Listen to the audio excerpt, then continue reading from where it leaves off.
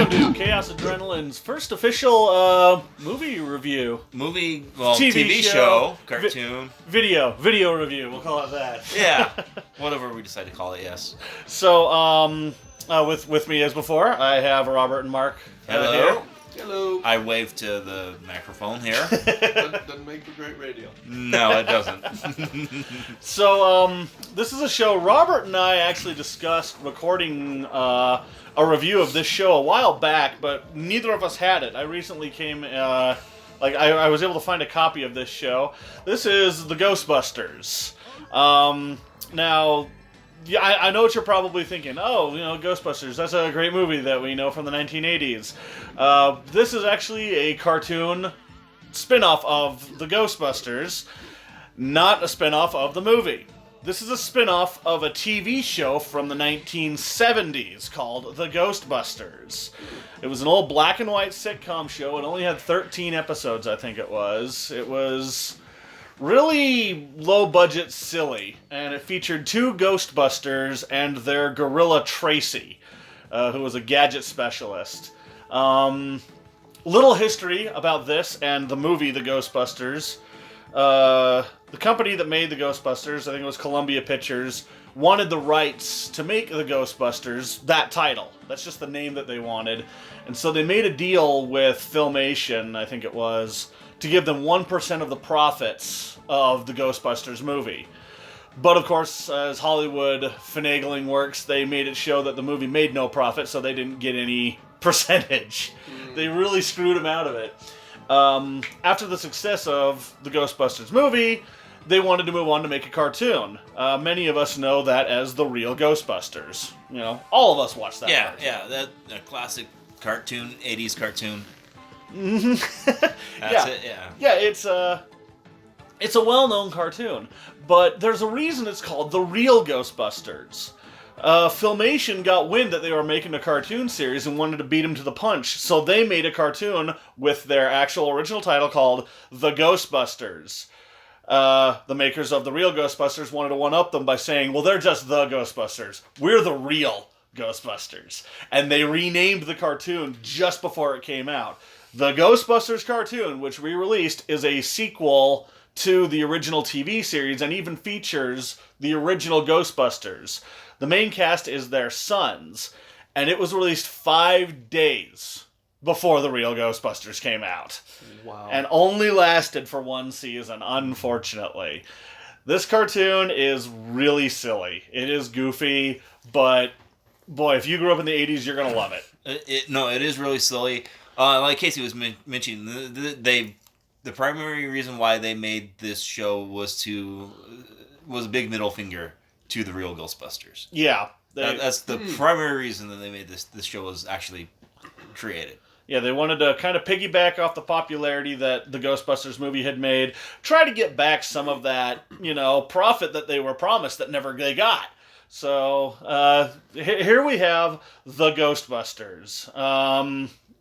We've watched the first 3 episodes of this, and I'll let you guys any. Well, before we dive into the content, first of all, thank you for the history lesson. I had no idea. I just looked it up on IMDb, and sure enough, there it is, 1975, The Ghostbusters, and it's got Jake and Eddie and Tracy the gorilla. Yep. Because I remember seeing this cartoon in the 80s. I loved the Ghostbusters movie. I thought it was great. Oh yeah. Yeah. My dad hated it because, anything spooky or supernatural or things, he thinks it's of the devil. So okay. But I loved it. And so, when I saw this cartoon hit the air, I was like, what is this schlock? where is this coming from? This isn't, I was like, I watched the real Ghostbusters. Yeah, right.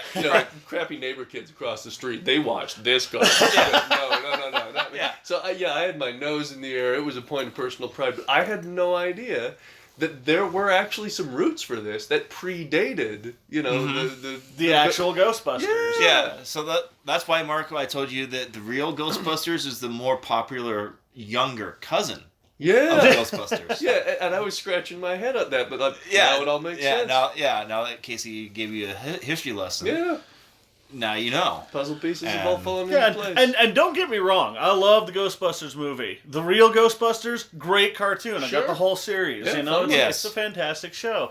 This is one of those just lost, forgotten little treasures of the 80s. Oh, this was so lost because I thought it was a figment of my imagination for the longest time until I ran into Casey at school. And I was mentioning, this cartoon called The Ghostbusters. Not the real Ghostbusters, but The Ghostbusters.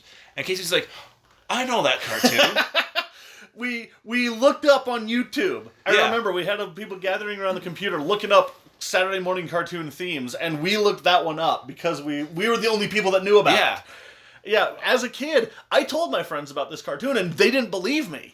You know, they're like, oh, no, the Ghostbusters is based off of the movie, you know? And it's like, no, this is a different Ghostbusters. And I had friends come over, and I proved to them this cartoon existed. Yeah. And it's just fallen between the cracks. I'm happy that you at least knew about it. Oh yeah, no, I did. Yeah. Yeah. So, yeah, it's an interesting little show. It's nothing like the real Ghostbusters. It is so in a different universe. It's nuts. The very first episode really does a good setup. You know, we meet the original Ghostbusters, Jake and Eddie, down in like an abandoned mine shaft, and they're trying to teach them how to bust ghosts. Mm-hmm. And they're there with Tracy. We meet our initial like main villain, Primeval. You know, yeah, it's an '80s cartoon. They're gonna have hokey names. So. Yeah, I absolutely love the hokey names. You know, they go into the future, and the first girl they meet is named Futura. Yeah. They meet a little bat that looks like, Piglet Piglet transported over from the Winnie the Pooh universe, and his name is Belfry. Belfry, yep. I can't even with you people. In the 80s were known for very, quote, creative character names. You watch He-Man. I mean, to the name alone, He-Man. Man, You know? yes. It's crazy. The 80s cartoons, they were not very inventive, with their names. Well, I mean, you don't need to be very inventive because it was geared towards kids. It was geared towards selling. Yeah. So, I mean, you don't want a complex name for a toy that you're trying to sell and have a mom and dad, I want, insert name here. Mm-hmm. I want the He-Man toy. I want the Tracy the Gorilla. Yeah. Toy, whatever. I want Catra, or Yeah. I mean, if you wanted a villain, it was easy. Well, if you wanted a character, it wasn't just the villains. The good guys had pretty crazy names too, Oh, man, especially if you watch She-Ra, they had some really funky hero names. I'll have our researchers look it up. Yeah. And by researchers, Mark has brought out his phone and. Yeah. But yeah, they stuck with that simple thing. The animation looks like recycled Scooby-Doo stuff. This is about a decade after Scooby-Doo, and it's got that simple, cheesy running in place with the bongo drum sounds. Yeah, I mean, it is Filmation. Yeah, Okay. Filmation. Filmation. That I'm trying to get it right. There's so many because you got Funimation now, which is Anime House. If anybody is into anime, they know Yeah. about. But so they do have their own style of doing things. Like the Deke cartoons and stuff like that. Hanna-Barbera. I mean, they have their own style. Each studio has their own style. So this is you mentioned like Deke. There was like Brave Star and Cops and stuff like that. Where again, they just had like the simple names. Ram Man comes to mind as a good guy name, by the way. Manny Faces. The guy with 3 different faces. Oh, yeah. Yeah, so I mean, there were. Yeah, this cartoon fell right into that kind of weird, zone. It had like in the 80s, a lot of cartoons had the montage sequence where the good guys would transform from their normal modes to their super awesome modes. Voltron was always cool because the fights would start off. They had a double montage. They had the montage of going into the lions, and then they'd go out and battle. And then when they couldn't defeat the Robeast as the lions, they would form Voltron. So you got at least 3 minutes of filler of nothing but transformation sequences. I know. But forming into Voltron and getting the blazing sword would only be used as a last resort. Yep. Yep. We're going to iterate through all of the lesser approaches. Well, and just also in fairness, that whole idea of having a repeated montage episode to episode, there's precedent for that in the old 60s Batman show. Oh, We yeah. would always have the thing where Turbines to he speed. tips the statue, they go down the fireman poles, they come down dressed as Batman and Robin, so yeah. That's exactly, but more comical montage that they have in this Ghostbusters. Sure. I mean, they tip the statue. I don't remember exactly. Maybe I want to say it was a grandfather clock or something. He tripped over an urn and fell onto armor. Yeah. And the armor opened up a secret passageway. But they go through the secret passageway, get stuck in the electric spider web that dematerializes their clothes, and then gets shot into this machine that puts on new clothes for them. But not all their clothes. But not all their clothes. underwear. They still have their underpants Stop on. short on the boxers, Yes. It's a kid's show. And Tracy knows exactly how long this takes, so he's just sitting there waiting to pull the rope to have the mattress come down and then go into the garage. Which apparently Tracy knew about the thing the whole damn time. Yeah. So, and why is Tracy spared the indignity of having his clothes dematerialized? Maybe because he's Well, only he wearing doesn't- cargo shorts. He's Yeah, only he wearing doesn't- shorts as it is. Yeah, so it's like, no, it's cool. We don't need to see what he's got under there. I'm actually already dressed in my hunter clothes. I don't need to. I just wear these all the time because I'm a gorilla. I'm always on duty. Yes.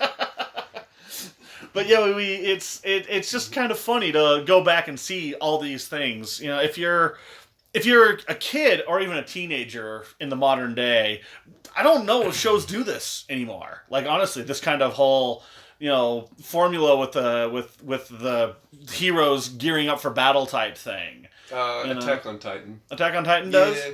Okay. Anime, yeah, they recycle a lot of footage there. Okay. Yeah, they do.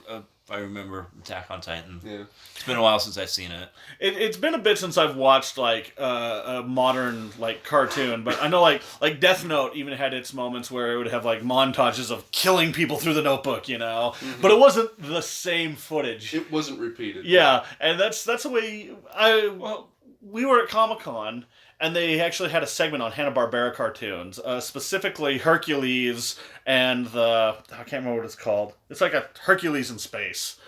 And they talked about how they would recycle animation like that. They had to because they couldn't afford to animate every single time. I was about to. That's it, the Herculoids. Thank love that you. show. Hercules. Yeah, I was about to bring that up. The reason why they used in my 80s cartoons, and a lot of cartoons actually you'll see today and kids shows today, is they recycle a lot of things because they don't have a budget to. So it makes sense to recycle a lot of animation. If it's already done, why not? Yeah. Mm-hmm. You'll notice that in these older cartoons out of the 70s and the 80s, there's a lot of static shots where they're just kind of sitting there and all that's moving, their eyes are blinking and their mouths are moving and occasionally a hand will come up. But they're totally motionless because that's how they had to save time back then. Back then, every frame was hand-drawn. Yeah. As the joke goes, and kind of an inside joke for us, their animation budget ran out. Yeah. Mm-hmm.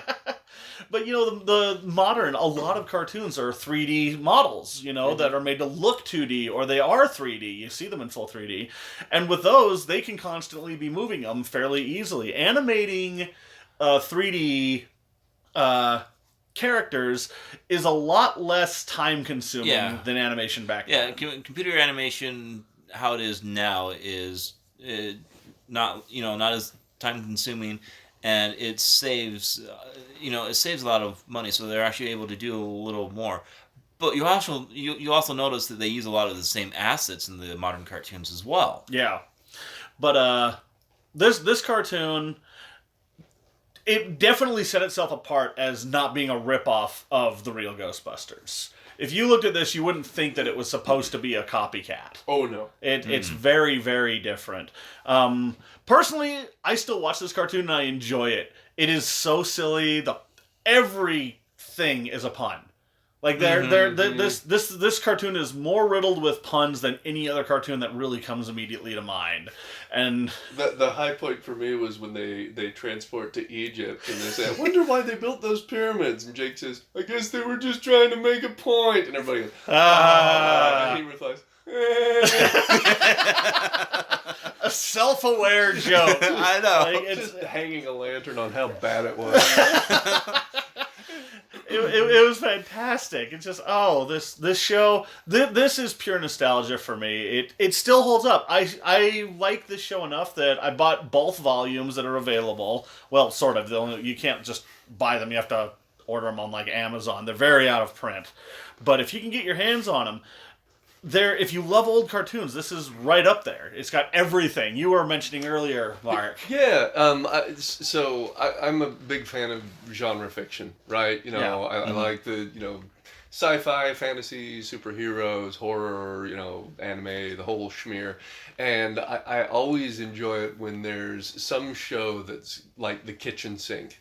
So I like the Marvel movies for that reason. We've got magic spells, and we've got gadgets, and we've got aliens from outer space, and we've got ancient Norse gods, and it's all just in this great big thrown together. This boiling pot of this stuff. Big mix, and it's all together. Mm-hmm. So this cartoon feels like that. We got things coming from the future. We got ancient mummies. We got little gizmos that can dematerialize. We got a talking car for crying out loud. We got robot ghosts. Yeah. Oh. Robot ghosts. We got people from the future. It has everything. I'm with Casey on this. It was very nostalgic for me to watch this show because I remember as a little kid watching it. I actually used to because we were discussing this. I believe it used to be on 2 separate channels, but like minutes apart from each other as well, like 30 minutes apart. So I'd actually watch Ghostbusters, and then I would watch the real Ghostbusters. Get the side by side. Back to back. Yeah, you had Ghostbusters on CBS, and the real Ghostbusters were like on KUTV or something like that. Yeah, something like that. Yeah. So and unlike you two, there is nostalgia here. Sure. Just the overall feel. Yeah, I get Pac-Man fever just watching the thing. But like I said, I was very snooty about this because I didn't know the roots that this actually had. Yeah. So I was like, no, I watched the real Ghostbusters. And that was the whole reason they named it that. Yeah, that's what they were going for. So it is kind of nice. I feel like I've filled a hole in my childhood memories here today. There you go. And we even watched the cartoons on Saturday morning. I know. Yeah, it's a Saturday morning cartoons. And some of us are in pajamas here. What? All I need is my big bowl of cereal. Sitting on the floor in my blanket.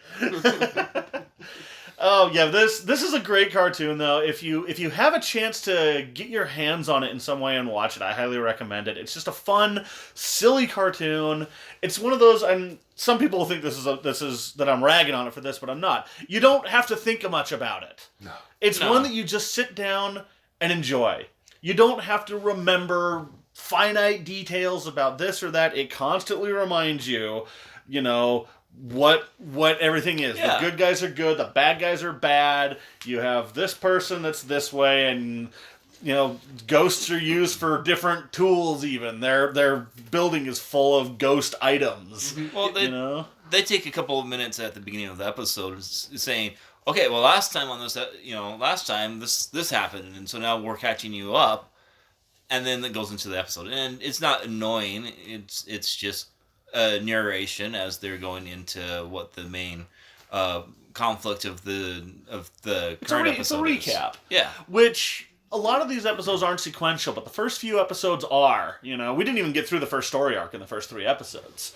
But I do remember later the cartoons aren't really connected one after another. They just kind of like, hey, here's another ghost. We got to go take care of it. Or, hey, Dracula's on the loose. Let's go get him. Oh, there's a werewolf terrorizing New York City. Okay, let's go take care of it. Yeah, in fact, I got to give him credit for that because, the whole idea of a long serialized drama, a relatively recent thing. Mm-hmm. And the recap thing, it's kind of reminiscent of previously on Lost. So they're trying to help connect you. Give them credit. It's weird. It was serialized dramas. They were a thing. Back in the early days of television because they wanted to keep you hooked.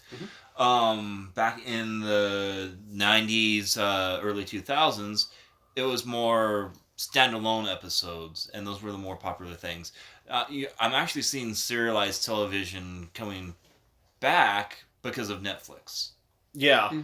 Because people now have time to binge watch stuff, and now they can actually focus, a whole day on seeing the thing and not have to worry about, okay, is the show going to get canceled after a couple of episodes? You got a whole season, so it's kind of interesting to see the history of television itself, and go back to these old shows and see how they've been serialized and stuff like that. Yeah, well, I mean, the idea of serialized dramas. I mean, we can go back to, daytime soaps, or radio shows. Radio shows were the beginning of it. Sure. Yeah. Well, I mean, you could even go back to when Books periodicals were published in the Victorian era. People would publish one chapter of a book in the Yeah, periodical, yeah, like, and then afterwards it would get compiled. So, Yeah, like Moby Dick was like that, for example. Books, Counts of Monte Cristo is a great example. Yeah. It was a serialized book. Later it was compiled into one book, but you have multiple story arcs going on that as well. So 20,000 Leagues Under the Sea, same way. Anyway. Well, and with a kids show though, this wasn't just like a lot of these shows that we were mentioning are like more for young More adults and adults, stuff yes. like Or that. grown-ups, yeah. Yeah, but this was a kids show, and I remember as a kid when like a 2-part episode came on, it's like stay tuned next week for, and I'm like, oh no, I gotta wait for it, But it kept you hooked. Yeah. You couldn't wait for the next week, but if it was a 2-parter, God help you, were. Heaven help you if you were watching it in reruns and they got them out of order. Yeah, oh, those are the worst. Kids these days, they'll never know. Nope, they won't. I can just double back on the chapter on YouTube. Yeah, so I do gotta give it, for as many complaints and for as much bad mouthing as I was doing of this as we were watching, I do gotta give them credit for doing a serialized kind of thing. Well, and that's kind of the thing with nostalgia. It's rare that you look back on a cartoon like this and think, man, this is amazing. No, usually it's, oh God, this is what we watched. Have I told you my experience of watching Dukes of Hazzard as an adult? Oh no. No, I'm interested. Oh, yeah. I don't know if we have time here, but maybe afterwards. I want to hear this. Okay, so just real brief.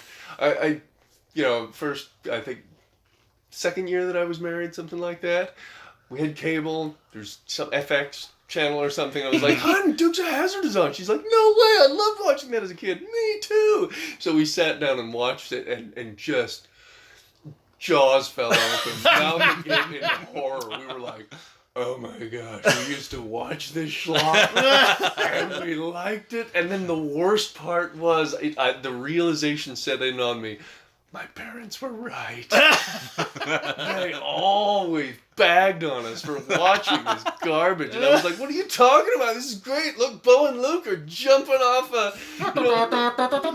the General Lee's playing Dixie and Cooter's just... No, it was utter garbage, and my mom and dad were right the whole time. Yeah. Well, the show, I mean, it has a lot going for it. I mean, there are problems. There are issues that you have with it. It's an 80s. It's geared for kids. Yeah. Let's just put it out there. It's purely geared for kids. If you're a young adult or a teenager and you're listening to this now, you're not going to want to watch it. Yeah. It's out of your range. You're not going to like it if you weren't born in the 80s. Let's put it this way. Yeah, or...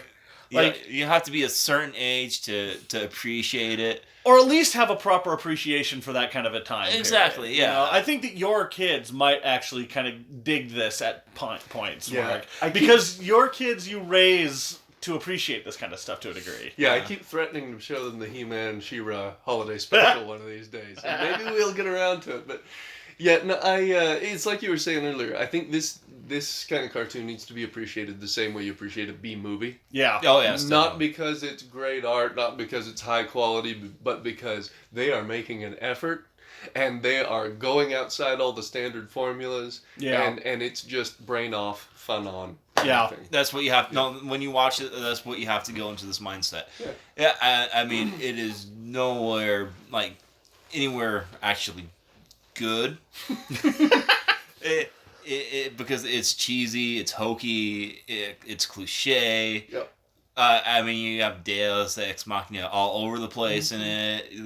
There's no sense of danger, but you just gotta shut the logic side of it off, turn your brain, your kid brain on, and just sit back and enjoy it. And if you can pull that off, if you can do that, you will enjoy this show. And if anything, do it like we did. Watch it with a group of friends and just make fun of it. And just giggle. Make fun of it as, whenever it's not making fun of itself, to be honest. Really. So I mentioned earlier, I'm a fan of genre fiction. One thing that I think is a hallmark of quality of genre fiction is how long it would take someone to get up to speed if you were to describe just a random scene to them. So you say, oh yeah, the Monkey Man managed to defeat the anthropomorphic Stonehenge monsters by pulling out some extenso handcuffs and throwing them in the air, which shackled them all simultaneously. And your audience is just sitting there, what? What? That's an actual scene, by the way. It is, yes. That actually happened. So the time it would take to get to the explanation of how that all makes sense, in air quotes, that's a mark of quality, IMO. So there you have it, the Ghostbusters, the animated Filmation cartoon spin-off of the Ghostbusters from 1975. Like I say, if you can find this YouTube or something like that, go for it.